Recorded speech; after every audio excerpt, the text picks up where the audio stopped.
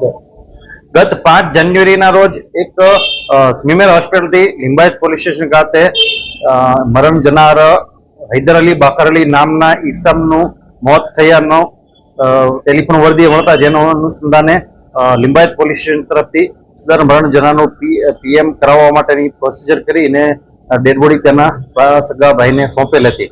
Meanwhile સદર dead body એમના ઘરે જતા મરણ જનારની પત્ની છે એને સુરત શહેર ખાતે હૈદર અલીની દફન વિધિ કરવાનો આગ્રહ રાખેલ, પરંતુ તેનો નાનો ભાઈ હતો. એને કીધું કે આપણે પૂર્વી ચંપારણ બિહારના વતની છીએ ને આપણે ત્યાં તેની દફન વિધિ કરવી જોઈએ. જેના અનુસંધાને પતિ પત્નીને બંનેને પત્નીને અને તેના ભાઈને એટલે કે ભાઈ ભાભીને બંનેને બોલાચાલી થતા જે અનુસંધાને તેના ભાઈને મરણ જનારના મોત અનુસંધાને શક વહેમ જતા તેણે પોલીસનો કોન્ટેક્ટ કરતા પોલીસે સિનિયર ઓફિસર્સ સાથે ડિસ્કસ કરી અને સદર મરણ જનારનું ફોરેન્સિક પેનલ ડોક્ટરથી પીએમ કરવામાં આવેલું. પીએમ કરાવ્યા બાદ સદર મરણ જનારનું ચોક્કસ કારણ એસ્ફેક્સિયા ડ્યુ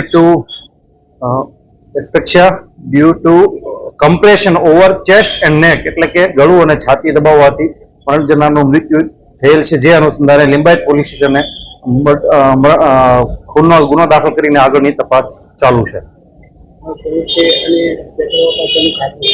હત્યા થવા પાછળનું કારણ એવું કે મરણ જનારની પત્ની ઈશરજા એવું જણાવે છે કે મરણ જનાર છે 1 મહિના માટે મુંબઈ ખાતે મજૂરી કામ કરતો હોય ને ત્યારબાદ મુંબઈથી પરત સુરત શહેર ખાતે આવતો ત્યારે તેની પત્નીને શારીરિક અને માનસિક ખૂબ મોટી યાતનાઓ આપતો હોય, જેનાથી કંટાળીને મરણ જનારે તેને મારી નાખવાનો પ્લાન બનાવે.